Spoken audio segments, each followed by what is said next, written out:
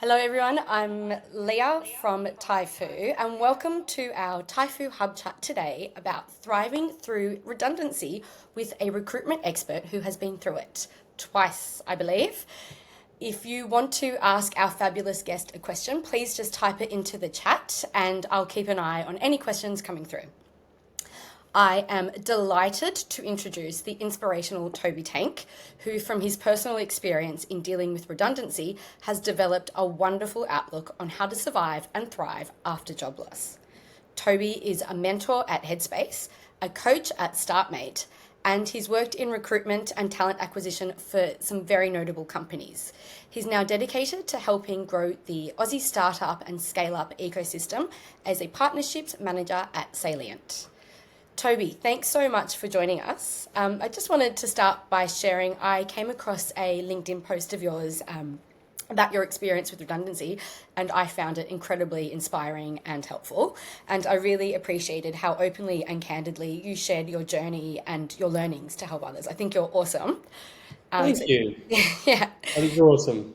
Do you want to just start by maybe telling everybody a little bit about your career to date? Yeah, 100%. Yeah, so I am by and large a recruiter by trade. So if I go all the way back, I did a law degree mainly because my mum told me to do it. I was told I was argumentative, and the only discernible skill I had was writing and communicating. So yeah, did a law degree. Wasn't quite what I expected. I had a short stint as a paralegal in personal injury and just realized pretty quickly it wasn't going to be a great fit. I don't think I would have made a great lawyer. Argumentative, yes, and do enjoy a bit of writing, but I think that's pretty much where it started and stopped.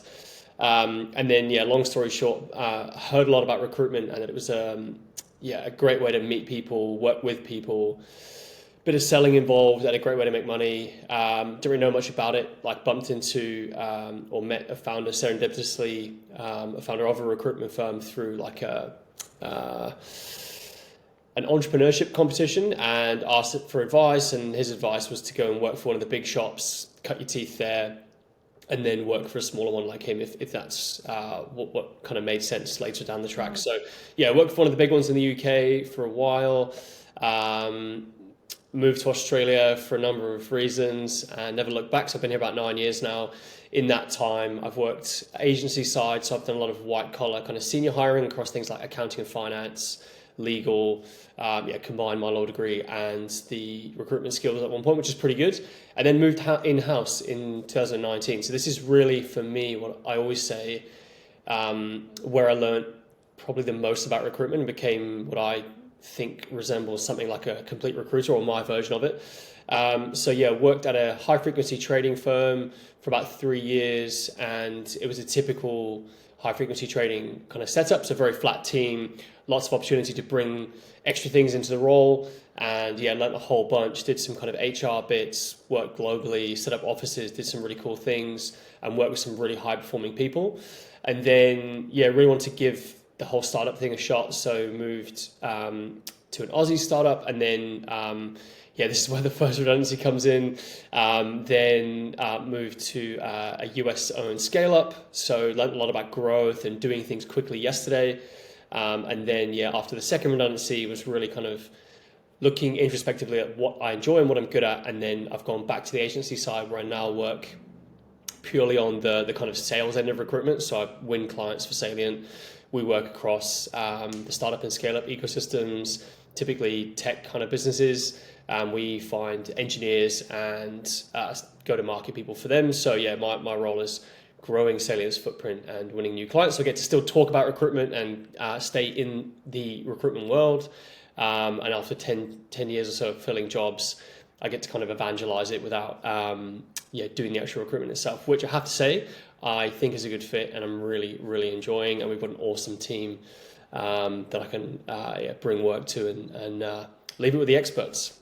Yeah, That's no, long that's story short. amazing. So you've found your little niche within the sort of startup and scale up ecosystem. And yeah, I love that you've moved around and tried some things and then found the area that you really love. I also have a law degree, never wanted to practice law, Nice. but I think it comes in handy occasionally. It's a nice Definitely. sort of, I think nothing is ever a waste. Exactly.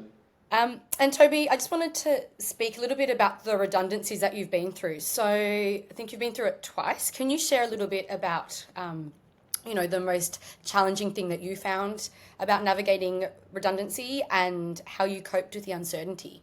Yeah, I'm going to get pretty deep pretty quickly. I think the biggest challenge I had were a couple of things. One was a real knock to the confidence, and a fair bit of flagellation, so blaming myself for being in Mm, that position, even though the positions were the situation was out of my control. So I think just to zoom in a little bit on the first one, yeah, my trajectory, I was really happy with where I was heading. It really felt like for the first time, everything I'd done kind of made sense and combined, and I was on the path that I deserved to be on and should be on.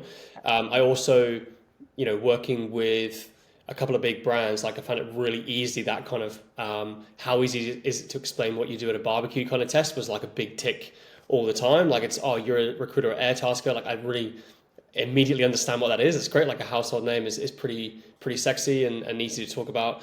yeah. So yeah, I felt really aggrieved and really kind of wronged by that. And I thought like I've put myself in this position in good faith. There's some risk, and I'm pretty pro risk generally speaking. Yeah. And I thought, this would be the big moment. You'd sort of be part of something massive and look back at it and think that was the pivotal moment that changed everything. And it just didn't work out. So I think that was the hardest part, the confidence. I probably attached a lot of what I did at work to my identity, and I think that was Mm, challenged as well. And I wasn't really equipped to deal with those mental health issues at like yeah. 31 with a pretty rudimentary mental health toolkit. So I probably found that the biggest challenge, being Yeah. confronted by these feelings for the first time when things like money are involved and that sort of thing. So that was the Mm, first one. And then the second one, I guess it's hard to. I think I might have conflated both those points in that answer, but yeah, I think the flagellation, the beating myself up, I really maybe thought like I took for granted the trajectory. So it was like a compound kind of blow, if you like. The first one is, yeah, you feel aggrieved, and the second one is, oh, what's my part in this? Like, what role have I played in this, right. undoing or backward step? And I think, yeah, those were the hardest parts. And in terms of the uncertainty, how did I deal with it? I'm pretty good at um, and I was diagnosed with ADHD and when I was 31 as well. Oh, And wow. Okay. I've heard that ADHD people are pretty good in crisis moments. So yeah, if there's like a big challenge in front of me, I find it pretty easy to pick myself up and just build some sort of plan. Otherwise, I tend to spiral. So the uncertainty, I just tried to erode any uncertainty from the situation. So just like logged everything, built a plan for everything, checked back in with myself on everything while I tried to work on the mental health things. And that's really, when I look back on it, I didn't really feel like it was working at the time. But yeah, if you were to point to anything, it would be that. That was what kept me going. That was my North Star, was Mm. purpose, and finding certainty where there wasn't really certainty given to you by the universe. And do you think because you are a recruiter and you've had that recruitment background that you were in good stead to sort of look for a job? Do you know what recruiters are looking for? Do you know how to stand out? Do you think you found that process a little bit easier given your background, or was it still a little bit challenging? Yeah, it's a good question. I think it would be unfair of me to say I didn't have an advantage there. I think there's two things. One, as a recruiter, you're constantly building a network of people that have the ability to influence hiring decisions. So that definitely helped. And this also helped with the mental health as well, because Mm, it really, if you're sort of journaling about gratitude, or if you're looking, I've really got into the habit of finding positive things to break a negative thought cycle. In that exercise, the result of that can be, okay, well, this is one thing to be really proud of. You've got a network. Like it's not like you don't know anyone. yeah. And then what else? Yeah, I think the other advantage is, yeah, I would like to think I understand how some hiring processes work and what some recruiters are looking for. I think to extrapolate that further, I have not a unique, but I was in a privileged position whereby I understood what it felt like to be a recruiter that's busy and working to schedule. So that allowed me to not take things personally, like not hearing back and that sort of thing, or to not feel as panicked if I didn't hear back from it, by a certain time, because I've been in that recruiter's shoes before Right. where they would love to respond to you on time. They haven't seen your application, you haven't stood out, or they just don't have time, or whatever it is. Yeah. Yeah, I think it was definitely an advantage. Yeah, for sure.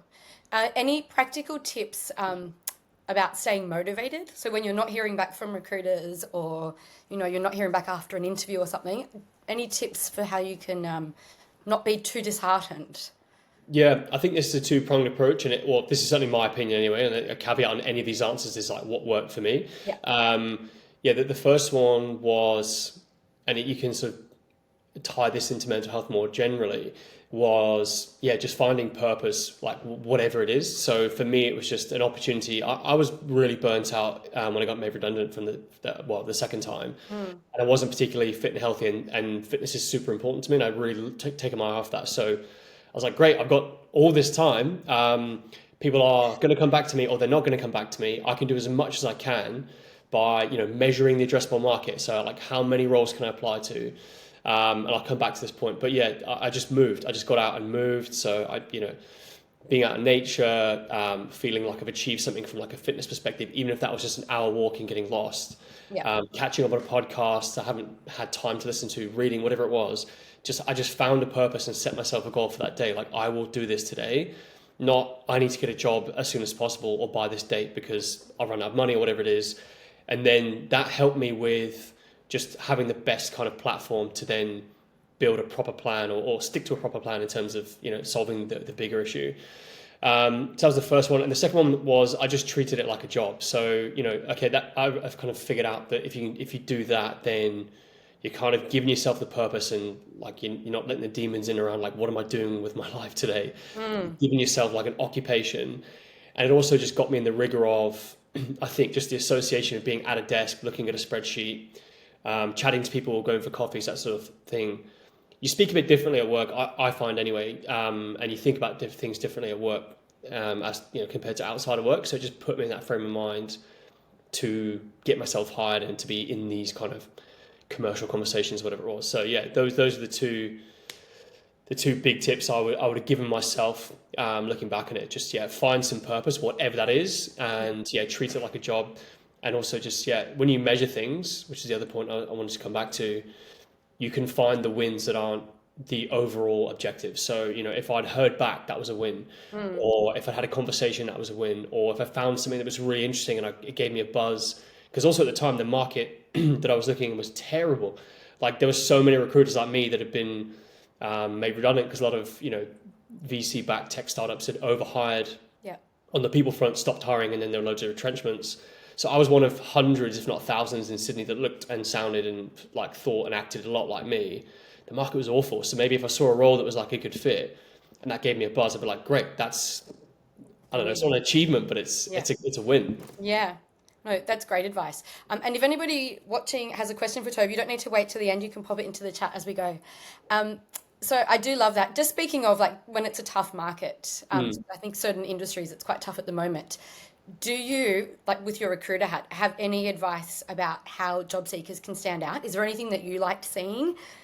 Did you like the candidates that were super keen and hounded you, or did you like more like of a laid back approach? And anything that you can share. Yeah, I think there's different parts of my answer. I think it really depends on the sector. Well, a whole bunch of factors like the sector, the recruiter themselves. Like, you got to remember as well, these recruiters are people with jobs. Like, they're going to be amazing recruiters. They're going to be poor recruiters and everything in between. And then some of them will be stretched in different ways and have different objectives, challenges, mentalities, approaches, whatever. So I think the best thing to do to stand out, I think, is just do your research and make sure that you're just don't apply any one thing to every scenario. It's just not going to work across the board. So there's so many things you can't see, you can't predict. You're not going to get feedback on, unfortunately, still in this world. So you've just got to think of it as a game and just accept there are some unfair disadvantages to certain people in these processes, and just engineer the unfair advantage in your favor, right? So if you can get your head around that, like nepotism exists, and extroverts are more likely to be viewed as charismatic in interviews, just try and hack it, because the idea is like, what do you want out of this? You want to secure a better situation for yourself. Just try and play the game. And I think playing the game is a good way of depersonalizing it for yourself as well. So I think when you see it as a game and you're a character in this game, it's easier not to kind of beat yourself up or feel rejected as much. And yeah, again, with the ADHD, I have a real issue with rejection sensitivity, so I've had to do a lot of work on it. Yeah, I think it really depends. But like, I think for me, what have I really appreciated? Like, I've always been mega, mega busy and have forgotten things, have not seen things. Unfortunately, like the noisiest or most visible things have been the easier ones for me to address. Now, if they're noisy and visible, but it's not going to go anywhere and it's not really interesting to me, to use less of one of a sort of less horrible phrase, honestly, it's still not going to work out, but I'm probably going to deal with it, and you're probably going to get feedback from me as a recruiter like a lot more easily, and it's going to be a better experience. So yeah, there's a trend at the moment with, I've seen a lot of posts from recruiters about like, candidate A did nothing after the application, didn't hear back. Candidate B followed up in a respectful way, in a way that isn't like weird or creepy and sort of doing themselves a disservice. Which one do you think got the job? It's a pretty old-fashioned approach, but yeah, like one, you're more visible, and two, yeah, you're really showing, you engineering that advantage for yourself by saying, look, the process can measure this much in terms of motivation. I've gone outside of the process to deliver you more data on my own motivation. So that definitely helps. Don't be afraid to, treat it like a sales opportunity and reach out. And the same might apply. There might be, now thousands of people doing that, but I don't think it hurts. And I think, yeah, I would do the heavy lifting early. So, right, you've been made redundant or you're looking for a new role, build a resume and build several versions of it. So you're not, if you find the ultimate role, you don't want to be then battling the clock as well, and then having to do a resume and tailor it and do a cover letter. Like some of these like application processes are dreadful. Like the ATS will make you upload your resume, do a cover letter, and then when you get into the ATS, will make you do them again. Until we change that problem, and until like these big ATS companies like get broken up and get given a bit more competition, like we're just gonna have to deal with that. That's the situation we're in. So yeah, do yourself a favor, do the heavy lifting while you have the space, while you're not doing interviews and you're not frankly in a job. And then it'll be easier to pivot, and you can label them like option 1, startup, option 2, mega corporate, and you can ping them out, and you're doing like 10 minutes of tailoring each time, as opposed to where am I going with this? Start from scratch. It's not too overwhelming, I suppose. Yeah. Exactly. So yeah, preparation. Treat it like a game. And make some noise. Don't be afraid to make noise. I like that. We do have a question from Mark. It's a long one. Thank you, Mark. When working with recruiters, how often do you suggest candidates reach out? Should candidates work with more recruiters or stick with just a couple? If the job search starts to take a while, do you suggest candidates start looking at more junior roles?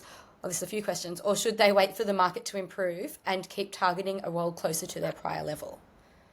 Okay, so okay. Questions there. But, so I think I'm going to say that my answer will be different depending on if you've been made redundant or you're out of a job for whatever reason you've left, or compared with you're sort of proactively looking for the next opportunity for whatever reason. So I'd say for the former, you're going to have to be a bit. Sorry, for the latter, you can afford to be a bit pickier, and you can afford to be a little less proactive, I guess, and that's probably going to work in your favor, because as a recruiter, when I'm doing outreach, like I'm going to get more brownie points for having headhunted someone, and I'm going to have more control over the situation as a recruiter in terms of not everything, but in terms of the fit for the role. So if I've got the role here and I'm like, I've designed the perfect candidate, if I go and find that, I've at least got control over the fit for the role. So yeah, you can afford to be, and I'm going to be probably perversely motivated if you're playing hard to get. So, you can afford to do that, I think, where you've been reached out to, where you're sort of passive talent, as we'd refer to. If you're out of a role, then you probably have to be a bit more realistic, and it would pay to be a bit more, to err on the side of proactivity. This question from Mark also sounds like it's related to agency recruiters, like if you're asking about how many should I work with. There's no rule of thumb here. I think an ideal situation is to work with one that you can trust, that understands you really well, that has access to the kind of roles that you see yourself see as interesting. I would say, at the same time, if you just work with one, one recruiter will work with, like, let's say you've got the FANG companies, like the 4 or 5 big tech companies. If you work with one, the chances are they're only working with like Google and Amazon and not like Facebook and Netflix, because because of gentlemen's agreements, or you can't poach from two to put them into the other. So you are limiting your scope of access by working with just one blindly or like dogmatically. At the same time, working with 5 or 6, you're just giving yourself more emotional mouths to feed. And that could then be a stressor for you where you're, and ultimately recruiters are there to make money and to help people, of course, but they've got their own targets. Like, it suits them if you take their opportunities. So I'm not saying recruiters are like evil or they're completely selfish, but it's a business. Like, they want you to take their opportunities. So you might have 5 or 6 of them pitching you, which might be a great mental health boost, but also could be quite stressful. So yeah, and as for the juniority piece, if you'd have asked me 2 years ago, I'd just say, like, don't take a backward step, because you then, if you think about like your trajectory to where you were, it might be longer, and in your head you might have, you could put up with things more in the meantime, and you could be further ahead. But in this market, like if you're out of a job, I am seeing a lot of people unfortunately taking a step back to get back into employment, and I think there'll be a reshuffle in a year or two's time when everyone's like recalibrating. But nothing is like 100% for every situation. So if it suits you and it's like, okay, I'm going to take a backward step on pay, or my scope's going to diminish, but I'm going to get way more money, or I'm going to work with these clients, or I'm going to work in this sector, so I can then take this, and it's like a 2-part play. Yeah. Definitely worth considering. Don't not do it dogmatically. But yeah, you just got to use your head and think about, like, really go beyond that. Like, what happens if I move and it's a toxic workplace there and I'm getting paid less, and then I'm like even further away from my goals. And then you just got to take that. Like, you got to be really strict about the upside or the trade-off for moving if you are going to take a step backwards. Yeah. Did I answer all the questions? Yes, you did. Thank you. Okay. And was there any sort of common mistake that you would see from a candidate when applying? Is there anything? I really appreciate your insight. Thank you from Mark. Thanks, any man. common mistakes that you saw that something a candidate should be aware of that is easy to fix, that they might not be aware that they're doing? Yeah, actually, I realized I just forgot one of Mark's questions, which would be part of this answer. So that the cadence of contact is a really fine line. So I would actually appreciate it if a candidate would nudge me and I would think, oh, bugger, I forgot to do that. And I would, be apologetic, and I would, move everything for that moment and prioritize that candidate if I'd forgotten. If a candidate's like, got my mobile number, they're sending me a LinkedIn message, they're texting me, calling me, emailing me, unfortunately, this might be an unfair assumption of or like examination of them, but I might look at them as a little bit, at the very least, not the best at understanding human communications. And then a whole bunch of other potentially unfair, like pretty negative, The red flag. Like they're needy or like, just whatever. And I get it. Like, as a recruiter, as someone's been made redundant a couple of times, I get that you're going to feel desperate at times. That's completely fine. But again, play the game. Do you want to add to your list of woes someone turning you down for an opportunity because they incorrectly or unfairly viewed you as desperate, even if you are desperate, which is completely fair? Yeah. So that's one thing. Just really, you're gonna have to, I think if you're getting ghosted a couple of times, you're going to have to slowly let the communication die out, because honestly, for whatever reason, it's extremely unlikely they've forgotten about you twice or 3 times. Yeah. And if you've got to put yourself in their shoes and think, some of these guys are really trying to do the best they can, and they also are potentially a bit conflict averse themselves, even though they're recruiters. They're not superhuman. They're just people doing jobs with the power to give you a job. They might, for example, distance themselves from the situation because they feel awkward or guilty about having to give you bad news. Like, so many recruiters I know, almost all of them would say, what's the worst part of your job? Is letting people down. Yeah. After 12, 13 years of recruitment, I still find it difficult, and I will still put it off. I have to get myself in a mental space to let someone down. I've been doing it over a decade. So just consider that. Other pitfalls, not doing research. Like, again, maybe unfair because you are in a stress situation or you've got a job, whatever it is. Maybe it's not fair. But as a recruiter, I need as much data in an interview to give you an opportunity. I want you, because I'm going to get a bonus if I'm an agency side, or I'm going to look really good and get a promotion, or extra equity if I'm in an in-house position. I want you to get the job. So if I'm asking you for data, one of the things I'm like to score points, if you like, one of the things I'm going to look for is motivation, right? So how do you show motivation? You could say, I'm super motivated. Well, that's helpful, but it's not particularly measurable. if you've done your research and you've got questions, and this is probably another point as well, if you've got questions at the end that aren't just what's your culture like, Yeah. you're able to say, oh, I read this in the press the other day, I saw that this acquisition happened, or you laid these people off 2 years ago, like put them on the back foot, like make me sell you the role as a recruiter, like that's what I'm there for. Research, yeah, like I've seen some amazing candidates and I know they've just not done the research and they're too busy. I know if they don't pull their finger out by the time they get to the yes or no, like veto kind of gate where there's like a VP or a CEO or someone that's like just gonna flippantly say no if they don't like the cut of someone's jib. Yeah. I know that they're not going to pass, and I'll give them that advice, and sometimes they'll take it, and sometimes they won't. So yeah, research is so underrated. Yeah. That's another unfair advantage you can engineer for yourself. And then, yeah, I think lack of preparation, honestly. And I hope this is reassuring because these are all really fixable things. If you've done these things and you're the right fit for the job, great, you're going to progress in that process, and all you're up against then is the numbers game. Like there might be other people like you in the process. So remove all of the unnecessary and easily fixable issues like preparation, research, and the interview technique as well. Like that's another part of the preparation. Yeah. If you're being asked behavioral questions, look for those hints. Sit down with someone that's a recruiter and say, like, what are good examples of behavioral questions? Yeah. And just write out a bunch of stories that you can then, one that shows leadership but also communication, and just be over prepared, I would say. And what do you know, on that heavy lifting front, you'll probably better use that for the next 5 interviews for the next 5 years, probably. Yeah, for sure. No, awesome insight there. Just want to talk about networking really quickly. So obviously LinkedIn is a huge resource. Any other ways to leverage personal networks or sort of platforms to boost your visibility or to reach out to people outside of LinkedIn? Because I think most job seekers would be on LinkedIn and making the most of that.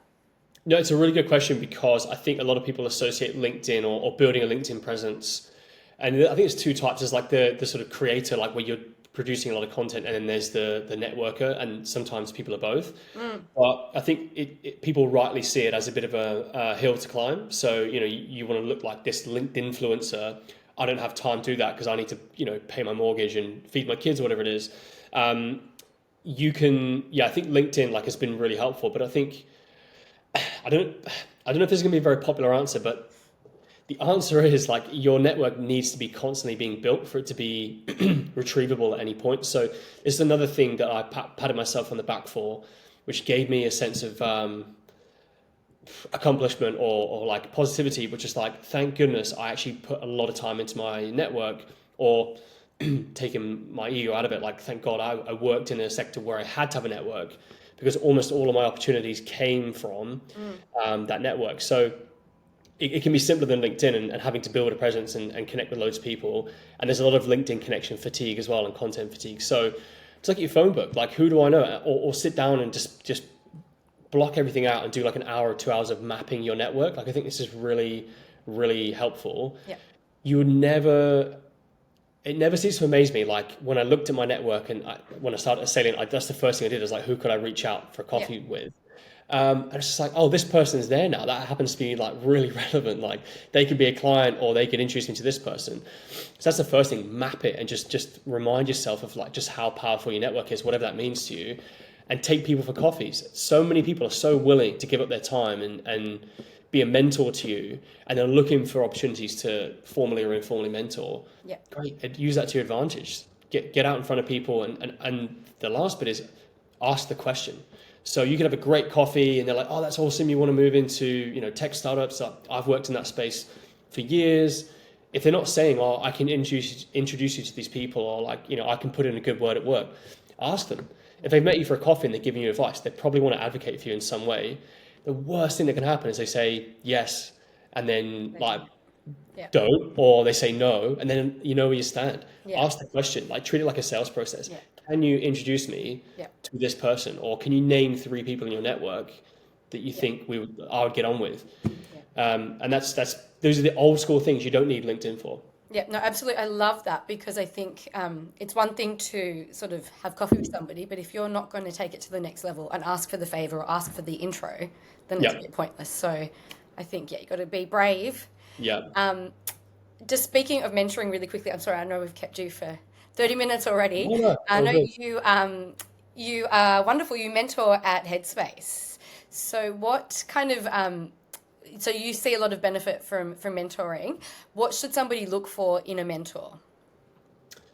That's a really good question. I think it really depends what kind of mentor you're after. And I think just one caveat would be look for several mentors. So there's a few types of mentors. I think one is the one that you don't realize as a mentor, but you always like a bit of a sage, Yeah. where you always get advice from, solicited or otherwise. Sometimes they're your friends, family members, or whatever. Sometimes it's a more contrived version. It's like, I want to be head of recruitment at a high frequency trading firm in 5 years' time. I'm going to pick someone that is like the version of me that I think I want to be in 5 years, and just be really overt about it. You have the job that I want in 5 years. Can we meet for a coffee, and could I ask your advice? If you use those words, can I ask your advice? I almost guarantee that someone will give up time. Even if they're a sociopath, they don't care about you. They probably want their ego massaged. And the chances are they're probably not, right? So, what would you look for? I think, proximity to your goals is super helpful. If that's what you want from it. Like, I think, demographically, you want some similarities. Like, I think you want to pick someone whose career path or life stage you want to emulate. That's pretty helpful. If it might be a bit cynical, but you might then care about like what they can actually do for you. Like, what do you want from mentorship? Do you want them to unlock things for you, and you want to utilize their network, or take advantage of nepotism, or actually do you just want advice because you respect them? So I think like whatever the result is, like, can they produce that for you? Like, if you want to be head of recruitment, do you then want to talk to a software engineer about becoming a head of recruitment? Probably not. That sounds straightforward, but actually, don't get necessarily caught up in a mentor relationship where they can't do anything for you, I would say, which does sound cynical now I say it out loud. And other than that, I think you just got to the other thing is you've got to like them, you've got to get on with them. And one thing I missed out on the networking piece, you've probably got to look at what you can provide them as well. So on the proximity piece and what they can do for you, they might also view that as well. Like, they might, as a mentor, they might think, well, I'm not helping this person. Like, what kind of mentor am I? So I would say the other thing about the networking is like, what can you do? Like, what value can you add to them that makes you sticky or magnetic, and they'll want to keep meeting you. And then, on the other foot, do you like them? Do you want to spend time with them? Will you keep seeing them? Because this mentorship should last years, hopefully. If you meet them for a coffee and you hate them, or you don't get on, or they can't help you, or you can't help them, is that going to continue? And then you've got to do these heavy lifting, high cognitive load, like assessments and like setting up mentorships again and again. So, Yeah. Crid has said, thank you. You've answered all the questions I had and all my doubts. So some nice feedback for you. Nice. Thanks, Toby. Just Pleasure. one last question. I don't know if anybody has a question. Now is the time to ask. Otherwise, I'm going to ask my last question for you. Is there any career advice that you wish that you knew earlier in your career? So much. Yeah. I think like if someone had just said to me, I think people did say this to me, but I was super competitive and probably over ambitious when I was younger. Just don't worry. Like, I think that sounds so flippant and stupid, but it really, like, everything, I guess, put a finer point in it and make it less nebulous.